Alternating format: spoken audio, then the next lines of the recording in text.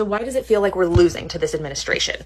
My last video explains that I think what we're experiencing right now in the US is an extinction burst of racism and white supremacy, but that it's not as bad as most people think, and I said I would explain why. So, meet Steve Bannon. He was the chief executive for Trump's 2016 campaign, and then he became the White House chief strategist until he was fired in 2017. But they have been using his strategy ever since. It's called flooding the zone, and they literally still brag about it to this day, how good it is at overwhelming Democrats or anyone who doesn't like what Trump is doing. Trump sends aggressive and violent ICE agents into our cities. Wait, did you see what he tweeted about the Obamas?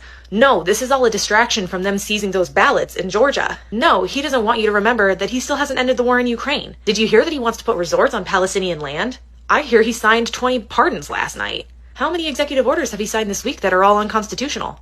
And so on and so on. It's exhausting, and it's working at convincing a lot of Americans that they have a lot more power than they actually do. Because we all start asking, who is stopping them? The courts are. Trump is losing far more cases than he's winning, but the headlines move on before we find that out.